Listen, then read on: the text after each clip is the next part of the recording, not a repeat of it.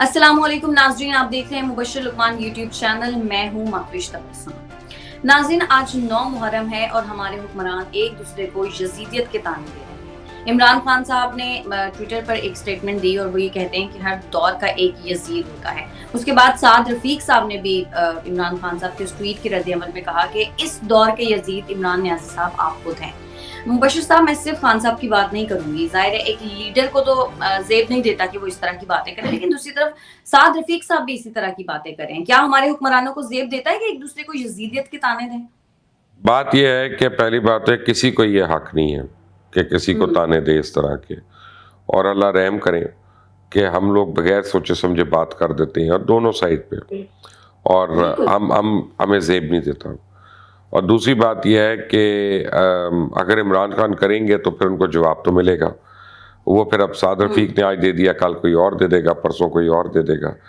आप देखें कि बुग़्ज़ की और पोलराइजेशन की हालत यह है कि अभी चंद मिनट पहले मैंने एक ट्वीट की, मैंने एक ट्वीट की कि तहरीक लब्बैक का जो पिंडी का जलसा है वो फ़कीदुल मिसाल होगा, और साद रिजवी साहब जो है इंतहाई नौजवान तो हैं, वो मुदब्बिर भी हैं। अब इसके ऊपर नीचे गालम गलोच शुरू हुए हैं लोग, पीटीआई के आपके जो फॉलोअर्स हैं ना। मुझे नहीं समझ आती कि यार आप क्या एक्सपेक्ट करते हैं कि इंसान ज़िंदगी में किसी के मतलब अच्छी बात ना करे, किसी के मतलब कोई बात ना करे। ना आपका ताल्लुक है इस ट्वीट से कोई, ना आपकी तारीफ हुई है, ना आपकी बुराई हुई है, ना आपका जिक्र हुआ है, आपको वो भी बर्दाश्त नहीं है, ठीक है ना। तो आप ये देखें कि माइंडसेट जो है, ये जो इमरान खान ने कर दिया लोगों का, खासतौर नौजवानों का, इसने उनको पागल कर दिया है।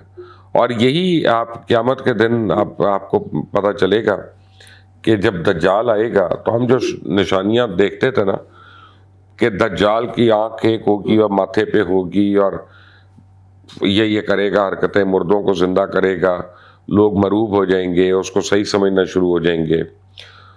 तो मैं हमेशा ही सोचता था यार, इतनी वाज़ेह निशानियों के बावजूद लोग कैसे मज़हब छोड़ सकते हैं और उसको मान सकते हैं।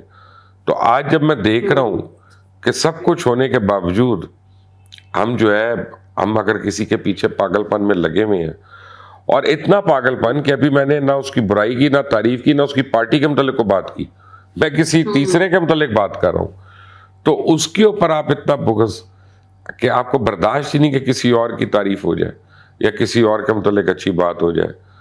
तो भाई वो तो आशिकाने रसूल हैं, उनकी तो हम तारीफ करेंगे और उनकी बात भी करेंगे। अब आपको अच्छा लगता है या आपको बुरा लगता है, आप जाने, अल्लाह जाने। सर, आपने तहरीके लब्बैक पाकिस्तान का जिक्र किया है, तो उन्होंने 13 अगस्त को जलसे की कॉल दी है और फैजाबाद पहुंचने की ज़ाहिर कॉल दी है। वो ये कहते हैं हमें इजाज़त नहीं दी गई थी और पीटीआई को परेड ग्राउंड में जलसे की इजाज़त दे दी गई। तो अब आप क्या देख रहे हैं आने वाले दिनों में शहर इक़्तिदार के हालात, स्पेशली 13 अगस्त को? देखें जी, मुझे ये नहीं पता कि तहरीक लब्बैक को क्यों नहीं इजाज़त दी गई। पीटीआई ने पहले अप्लाई किया था या उन्होंने पहले अप्लाई किया था, ये तो अब जिसने पहले किया उसको ऑब्वियसली मिलेगी, और एक वक्त में एक ही हो सकता है, वरना दोनों के कारकुनान इतनी बड़ी तादाद में एक दूसरे के आमने सामने हो जाए तो खुदा न खास्ता एक law and order situation create हो सकती है। तो वो तो पॉसिबल नहीं है कि एक दिन में एक ही जगह पे दो मुख्तलिफ जमातों को इजाज़त दी जाए। तो अब देखना यह है कि किसकी पहले वहाँ पे एप्लीकेशन गई है। लेकिन ये मैं आपको बता दूं कि जो तहरीक लब्बैक वाले जो है ना, ये आशिकाने रसूल, ये इनको बारिश, इनको मौसम, गर्मी, सर्दी, ये चीज़ें इनको बॉदर नहीं करती हैं। ये पैदल ही चल पड़ेंगे। जिन्होंने जाना है ना, और उनके पास अगर जेब में किराया भी ना हो, वो मुख्तलिफ शहरों से पैदल ही चल पड़ेंगे वहाँ पे। उनके लिए ये फरीज़ा है जिसको वो अदा करने जाएंगे। तो ये तो बहुत बड़ा फ़कीदुल मिसाल जलसा होगा माविश, में आपको गारंटी से बता रहा हूँ। और मेरा ख्याल है वक्त आ गया कि पीडीएम की हुकूमत को चाहिए कि तहरीक लब्बैक के साथ जो पीटीआई के 2 कॉन्ट्रैक्ट्स हुए थे, जो इनके मामला तय पाए थे, उनको पब्लिक नॉलेज कर दें कि इनको इन कॉन्ट्रैक्ट्स में से क्या क्या वादे किए गए थे, ताकि लोगों को पता चले कि वाकई इन दोनों में कौन सच्चा और कौन नहीं। सर, लेकिन तहरीक इंसाफ के मुख्तलिफ जो रहनुमा हैं वो 13 अगस्त के जलसे के हवाले से बड़े बड़े दावे कर रहे हैं, और खुद खान साहब भी ये कह रहे हैं कि उन्होंने मंसूबा तैयार कर लिया इस हुकूमत से निपटने का। वो ये कह रहे हैं कि इस जलसे में वो बताएंगे कि क्या मंसूबा है? आप समझते हैं कि वाकई इनके पास कोई मंसूबा है या फिर ये ब्लफ कर रहे हैं? एक अक्सर जो है ना, खान साहब की हम तकरीरें लिख रहे होते थे या पॉइंटर्स बनाते थे धरने के दिनों में, तो एक दिन मुझे इमरान ने कहा कि मुबशर, कल की तुमने तकरीर के मतलब कुछ नहीं बताना, कल तुमने टाइम पे आना है, मैं खुद तकरीर करूंगा और मैं खुद लिखूंगा सारी तकरीर। तो मुझे कहा अच्छा। अब हमने एक टाइम फिक्स किया हुआ था कि 7:30 बजे हम धरने पे तकरीर शुरू कराते थे ऊपर जाके, क्योंकि हमारा ख्याल था कि आधे घंटे की तकरीर होगी, 15 मिनट की कादरी साहब करेंगे दूसरी साइड पे, तो हम 8 बजे के प्रोग्राम जो उनको कैप्चर करना शुरू हो जाएंगे, फिर 10 बजे के प्रोग्राम, 11 बजे के प्रोग्राम, ये एक मीडिया स्ट्रेटेजी थी उसमें। तो अब खान साहब जो है वो उन्होंने कहा कि अब कल मैंने खुद लिखनी है तकरीर और मैं खुद करूंगा। अब दूसरे दिन जब मैं गया, मुझे लग रहा है कोई इंटरेस्टिंग बात है। मैं तकरीबन 7:15 बजे पहुंचा और वो धरने के अंदर एक हमारा पिकनिक का माहौल था, सलाम दुआ ये वो सब कुछ करते हुए, तो खान साहब कंटेनर पे ऑलरेडी थे और तकरीर शुरू हो चुकी थी। तो मैं अब नीचे कंटेनर में के अंदर ही बैठ गया, खान साहब की जो कुर्सी थी मैं उसी के ऊपर बैठ गया और मैं स्मोक कर रहा था। तो अब वो तकरीर खत्म हो गई। उस तकरीर में उस दिन उन्होंने अनाउंस किया कि आप अपने बिजली के बिल फाड़ दें, हम सिविल डिसोबीडियंस करेंगे, ये करेंगे वो करेंगे। जी जी हाँ, ठीक है ना। तो खैर उसके बाद जब वो नीचे आए तो उनका फरते जज्बात से चेहरा जो था वो लाल था और बाकी सारे लोग भी थे साथ, तमाम लीडर्स नीचे ही आ गए और वर्कर्स भी, क्योंकि जब खान नहीं ऊपर तो किसी को जरूरत ही नहीं खड़े होने की, लोगों की परवाह ही नहीं थी। तो जहांगीर तरीन वगैरह, अली जैदी वगैरह, हम सारे थे वहां पे। तो मुझे कहा इमरान खान ने, उन्होंने कहा ओ यार तुम लेट हो गए हो। मैं कहा था आज मैंने खुद करनी, मैंने कहा मैं लेट तो नहीं, मैं तो 7:15 पहुंच गया था। तो कहते तुमने तकरीर सुनी है? मैंने कहा सुनी है, मैंने पूरी रात सोचा ही है इस पे। तो कैसी लगी? तो मैंने कहा आपको सोचना नहीं चाहिए, पर आप ये करें क्योंकि ये सक्सेसफुल नहीं होगा सिविल डिसोबीडियंस की मूवमेंट जो है। हम लोग इसको अपने बिलों को आग नहीं लगाएंगे। और आप ये देखें कि खुद तहरीक इंसाफ के किसी लीडर की बत्ती नहीं कटी क्योंकि सबने बिल्स दिए। इमरान खान के बनी गाला की बत्ती नहीं कटी क्योंकि उनके भी बिल जाते रहे। ठीक है ना। यानी आपने लोगों को कह दिया कि आप सिविल डिसोबीडियंस करें लेकिन खुद आपने नहीं की। तो वो पूरी रात सोचा था खान साहब ने, and he came up with this plan. तो आप सोच लें दोबारा, तो इसी टाइप का कोई प्लान आएगा and nothing more than that. चलिए देखते हैं 13 अगस्त को क्या प्लान आता है। सारा मलबा लोगों पे आ जाएगा कि जी आप लोगों ने ये करना है, हमने कुछ नहीं करना, हमने यहाँ से सीधा बनी गाला चले जाना है और वहाँ खाना खाना है। अच्छा, लेकिन साबिक secretary election commission Kanwar Dilshad साहब ये कहते हैं कि उनको खान साहब जो हैं वो तोशाखाना रेफरेंस में नाअहली की जद में नजर आ रहे हैं। आप कैसे देखते हैं इस मामले को? ये काफी सीरियस मामला है मावेश, और मुझे नहीं पता नाअहल हो सकते हैं कि नहीं हो सकते, लेकिन सजा जरूर हो सकती है क्योंकि उसमें बहुत चीजें, बहुत रूल्स वायलेट हुए हैं। और कल मैं सुन रहा था टेलीविजन पे कोई पीटीआई के एक रहनुमा कहते कि जी यूसुफ रज़ा गिलानी ने हार दिया, फलां ने पता नहीं क्या दिया, या नवाज शरीफ ने गाड़ी ली तो उनको भी बैन होना चाहिए। तो मैंने कहा अगर किसी ने किया तो उनको होना चाहिए, फिर वो चाहे जिस मर्जी पार्टी का हो। लेकिन आप फिलहाल अपने चेयरमैन की फिक्र करें क्योंकि तोशाखाना केस जो है ये इनके गले में फंदा बन के अड़ा हुआ है। It's not easy.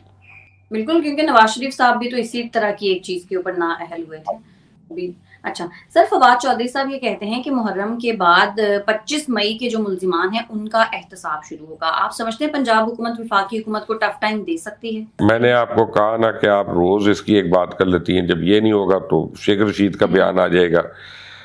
इन लोगों को नहीं पता ये क्या बातें कर रही हैं, सिर्फ इमरान खान के लिए मजीद मुश्किलें पैदा कर रहे हैं।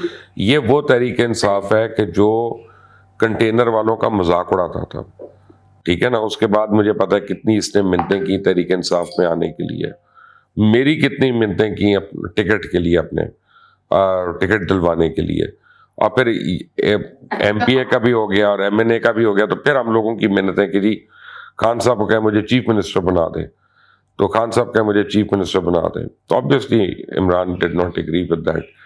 बट ये असल पीटीआई है ही नहीं मावेश, اور جاہل پی ٹی آئی جو ہے، بعد کی آئی ہوئی پی ٹی آئی جو ہے، اس نے اصل جو نظریاتی ورکر ہیں پی ٹی آئی کے، ان کو ہائی جیک کیا ہوا ہے اور اس طرح کے بیانات دیتے ہیں کہ جس سے نقصان صرف تحریک انصاف کو یا عمران خان کو ہونا ہے. ان کو تو کچھ نہیں، انہوں نے بوریا پہ سر پکڑنا ہے اور کسی اور کے ماتھے. سر مسلم لیگ نون فوری الیکشنز کے حق میں نظر نہیں آتی ہے. احسن اقبال صاحب نے ایک سٹیٹمنٹ دی ہے، وہ یہ کہتے ہیں کہ اگر فوری الیکشنز کروائے گئے تو ملک میں غیر یقینی کی صورتحال پیدا ہو جائے گی. آپ سمجھتے ہیں ایسا ہے؟ فوری الیکشن تو ہو ہی نہیں سکتے. معافی اس کی وجہ ہے کہ آپ کے 3 صوبوں میں تو سیلاب آیا ہوا ہے اور بہت ڈیوسٹیشن ہوئی ہے، تو الیکشن کیسے ہوگا؟ مطلب فوری الیکشن تو وہ تو نہیں ہو سکتا. اس کو تو ابھی 3 مہینے تو اسی کو لگیں گے سیٹل ہونے میں. پھر سیلاب کے بعد جو ڈسپلیس لوگ ہیں ان کو واپس لانا، ان کو ریہیبلیٹیٹ کرنا، یہ 5-6 مہینے کے کام ہے. تو اس کے بعد بلدیاتی انتخابات شروع ہو جائیں گے اس سال جو ہونے ہیں، تو وہ پاکستان کی سب سے بڑے انتخاب ہوتے ہیں. تو بلدیاتی اور جنرل الیکشن ایک ساتھ ہو نہیں سکتے آگے پیچھے. اسی میں نے جو آپ کو پہلے دن کہا تھا کہ الیکشن مجھے اگلے سال ہی نظر آتا ہے، اس سال نظر نہیں آتا. اس میں صرف مرضی کی بات نہیں ہے، اس میں فزیکلی پاسبل نہیں ہے. ہاں وہ ایک صورت ہے کہ بلدیاتی کینسل کر دیں اور کہیں جی ہم نے جنرل کرانے، یہ تو ہو سکتا ہے، لیکن ویسے نہیں ہو سکتا. اور ویسے بھی اگر دیکھا جائے تو معیشت کے حوالے سے اب بڑی اچھی خبریں آنا شروع ہو گئی ہیں. ڈالر کافی نیچے جا رہا ہے. پھر شہباز شریف صاحب نے یو اے ای کے جو امیر ہیں ان کا انویسٹمنٹ کے لیے شکریہ ادا کیا. قطر کے امیر سے بھی رابطہ ہوا ہے. تو پاکستان کے ڈیفالٹ ہونے کا خطرہ تو ٹل گیا ہے، لیکن آپ سمجھتے ہیں کہ معیشت کے لیے، جو معیشت کو مستحکم کرنے کے لیے جو سٹیپس، بیبی سٹیپس حکومت لے رہی ہے، یہ واقعی وہ بیبی سٹیپس ہیں جن کی ضرورت تھی؟ کافی ان دا رائٹ ڈائریکشن ہے، کیونکہ اگر یہ سب کچھ امپرومنٹس ہو رہی ہیں اور ہم دیکھ رہے ہیں تو آپ صحیح راستے کی طرف چل رہے ہیں نا. اور ہمیں امپورٹس کو جو ہم نے بلاک کیا اس کا فائدہ ہو رہا ہے، بہت زیادہ فائدہ ہو رہا ہے. اور اب دیکھنا یہ اب گورنمنٹ کو پالیسی ڈیسیجنز لینے ہیں کہ یہ امپورٹس کو مسلسل بند رکھنا ہے کہ ان کو کہیں پہ کھولنا ہے جا کے. کیونکہ اگر مسلسل بند رکھتے ہیں تو جیسے گاڑیوں بنانے والے پلانٹ ہیں، ٹویوٹا ہے یا سوزوکی ہے، یہ تو بند ہو جائیں گے. اور اگر کھولنا ہے تو پھر آپ کا فورن ایکسچینج جو ہے وہ اڑان بھر لے گا. تو اٹس اے کیچ 22 سچویشن ان کے لیے. ان کو بڑے بڑے سخت ڈیسیجنز کرنے ہیں، اور اگر پاکستان نے صحیح سمت چلنا ہے تو I don't want to be in their shoes right now. صحیح. اچھا سر، آپ نے ذکر کیا کہ آپ نے ایک ٹویٹ کیا اور اس کے بعد ظاہر ہے آپ کو کافی زیادہ اس کے اوپر لوگوں کی گالم گلوچ اسٹارٹ ہوگی، تنقید کا نشانہ بنایا جا رہا ہے. لیکن ہم دیکھ رہے ہیں کہ ویسے بھی صحافیوں کے خلاف جو مہم ہے وہ شروع ہو گئی ہے. سلیم صافی صاحب اس بار نشانہ بنے ہیں اور یہ بتایا جا رہا ہے کہ جو تحریک انصاف کے کی بورڈ واریئرز ہیں ان کی جانب سے یہ سب کیا جا رہا ہے. تو صحافیوں کے خلاف یہ جو غلیظ زبان استعمال کرنے کا سلسلہ ہے، یہ کب رکے گا؟ یہ جب تک ایف آئی اے کام نہیں کرے گی اور 2-4 کو پکڑ کے پھنڈے گی نہیں، تب تک نہیں رکے گا. اس سے پہلے آپ دیکھیں کہ غریدہ فاروقی ہوں، عاصمہ شرازی ہوں، مہر عباسی ہوں، مہر بخاری ہوں، ان کے خلاف کتنے ٹرینڈ چلے. پھر حامد میر کے خلاف، میرے خلاف، اوروں کے خلاف، اور جو لینگویج یوز کر رہے ہوتے ہیں وہ ان کی اعلیٰ تربیت کا شاخسانہ ہے. وہ بتاتی ہے کہ ان کے ماں باپ جو ہیں وہ کتنے انہوں نے محنت کی اپنی اولاد کے اوپر. اور اب ایف آئی اے کو بھی کچھ کرنا چاہیے اور ان کی اس محنت اور کاوش کے اوپر ایکشن لینا چاہیے تاکہ ونس فار آل یہ چیز ایڈریس ہو سکے. ایف آئی اے نے تو بلوچستان میں جو ہیلی کاپٹر واقعے کے بعد جو سوشل میڈیا پر منفی مہم ہوئی تھی ان کے خلاف کارروائی کا فیصلہ کر لیا، سراغ لگا لیا کہ کون لوگ تھے اور ٹیم بھی تشکیل دے دی، اب گرفتاریاں ہوں گی. تو اس میں تو یہ بتایا جا رہا ہے کہ زیادہ لوگ تحریک انصاف کے کارکن تھے، لیکن بہت اہم بات یہ کہ ہدایات کہاں سے ملتی ہیں ان کو؟ سوشل میڈیا کے جو کارکنان ہیں تحریک انصاف کے، ان کو ہیڈ کر رہے ہیں جناب صدر عارف علوی صاحب کے صاحبزادے. تو اب آپ سوچ لیں کہ انسٹرکشنز کہاں سے آ رہی ہیں. یہ عارف علوی دے رہا ہے، یہ عمران خان دے رہا ہے، یہ اسد عمر دے رہا ہے، یا شاہ محمود دے رہا ہے. 5واں تو کوئی نہیں ہے. یہی لوگ ہیں نا آپ کو وہ کرنے کے لیے. سو مچ سو کہ شیریں مزاری کو یہ نہیں پتا تھا کہ جو امریکن امبیسڈر وغیرہ اور امریکن ٹیم گئی ہے کے پی کے میں، وہ ان کو کے پی کے کی گورنمنٹ نے انوائٹ کیا. انہوں نے بیٹھ کے اس کے اوپر ٹویٹس داغ دی کہ جناب ان کو ریڈ کارپٹ ٹریٹمنٹ دیا جا رہا ہے. یہ وہ پتہ چلا وہ کے پی کے گورنمنٹ ان کو پورا پروٹوکول دے رہی ہے، ان کو گاڑیاں مل رہی ہیں، وہاں پہ سب کچھ ہو رہا ہے. تو ان کو پتہ کچھ نہیں ہوتا. بیان داغنا ضروری ہوتا ہے کہ لگے ہم لیڈر ہیں, ہم حرکت میں, ہم جوش میں, ہم غصے میں ہیں, اور اس سے انہوں نے پورے ملک کو غصے میں کر دیا, جذباتیت میں کر دیا. اور ہم لوگ کا پالیٹکس جو ہے وہ ڈینجرس چیز ہو گئی ہے پاکستان میں. آپ پبلکلی ڈسکس کریں تو آپ کو پتہ ہی نہیں ہوتا یار اگلا کون آ کے گلے پڑ جائے, اتنی پولرائزیشن ہو گئی. سر ویسے بھی خطہ بھی کافی مشکلات کی زد میں ہے. T T P commander Umar Khalid Khurasani اپنے 2 ساتھیوں سمیت افغانستان میں ہلاک ہوا, اور اس سے پہلے القاعدہ کا جو سربراہ ہے وہ بھی امریکی ڈرون حملے کے نتیجے میں ہلاک ہوا تھا. آپ سمجھتے ہیں کہ یہ خطہ جو ہے مزید عالمی تنازعات کی زد میں آنے والا ہے؟ میں آپ کو بار بار یاد کرا رہا ہوں کہ پچھلے مہینے آپ کو میں کہہ رہا تھا نا کہ اگست میں افغانستان میں آپ دیکھیں گی سیریس ڈیولپمنٹس.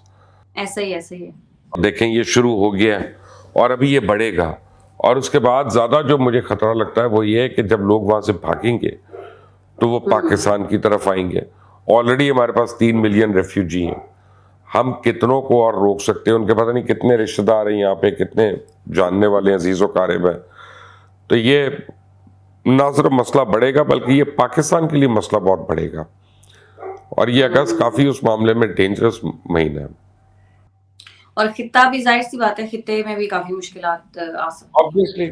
Obviously وہ تو ہو ہی رہا ہے, کیونکہ تائیوان بھی ہاٹ ہوا ہے.